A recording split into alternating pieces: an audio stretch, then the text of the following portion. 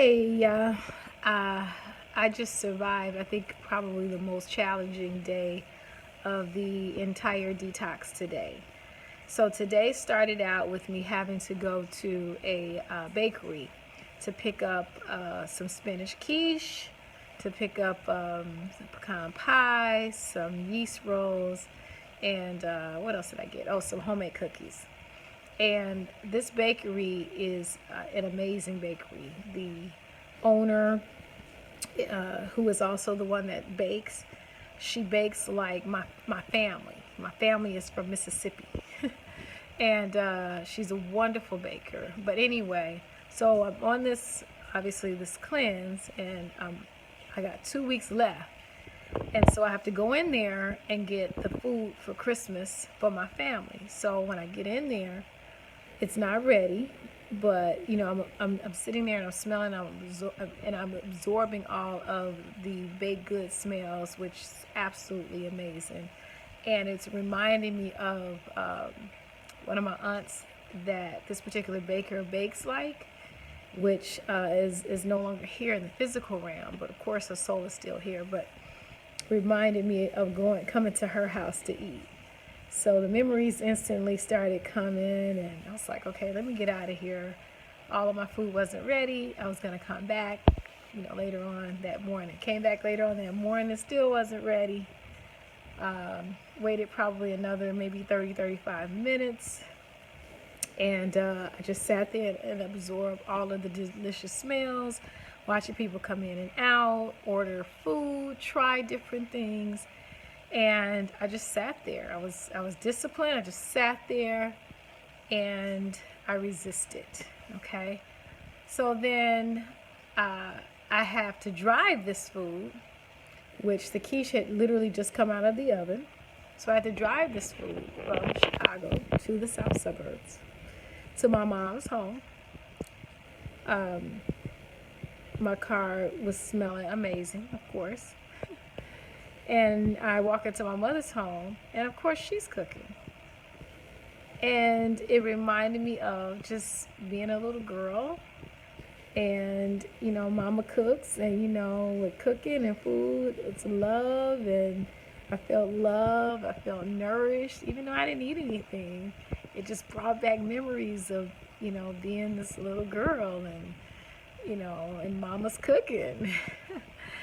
and, And so I was there for several hours, absorbing the smells of the food, watching her cook, wishing I could have some. So I noticed that my emotions were on 10,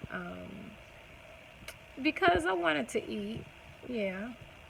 And then I started thinking, why are you doing all of this? What's the point? I mean, I know you want to master yourself, Tammy, and all of that, but does it take all this? Do you have to go this long?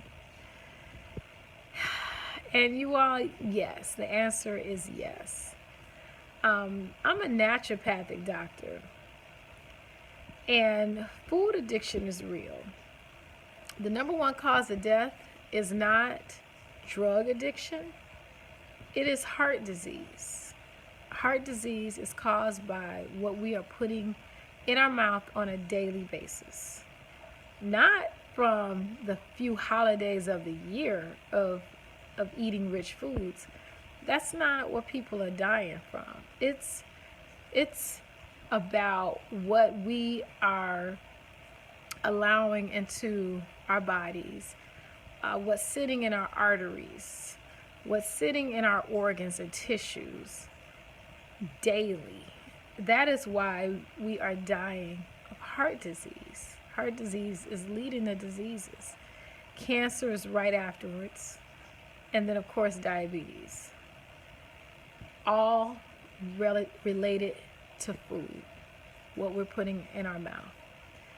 So, as a naturopathic doctor who has several clients that come in with challenges in eating, I have to be the one who teaches them how to break the addiction. It's huge. It's huge. It's emotional. And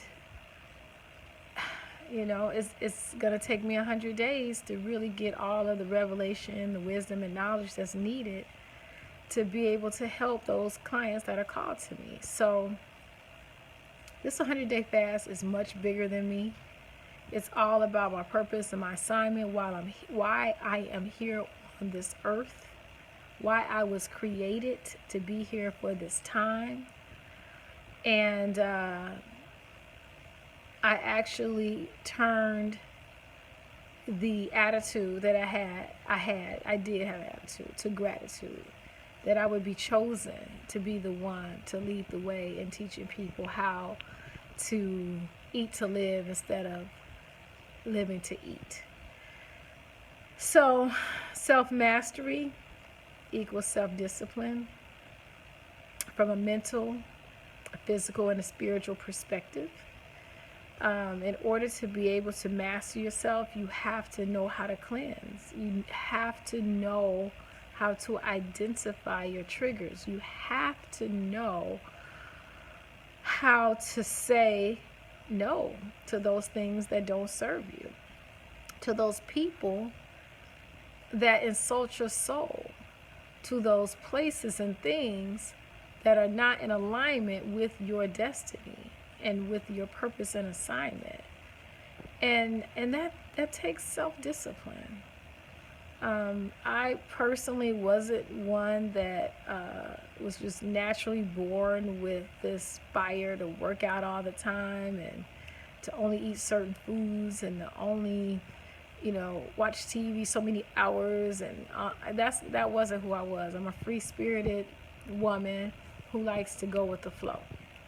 That's who I am. But what I've learned is how to create systems so that I can actually be even more free than I was prior to, when I didn't have any systems or structures in place. But that's a whole nother thing. That's something that I teach, something that I believe in, something that I know, and something that I live by. I don't just teach it. I don't coach about it. I live it. So anyway, I appreciate you all for listening, allowing me to get this out. I'm getting ready to enjoy a bubble bath. I'm getting ready to read a book, turn on some meditation music, and restore myself from this long day of inhaling some delicious smells. So hopefully this video helps someone. I appreciate you for subscribing to my YouTube channel. Peace and love, everybody.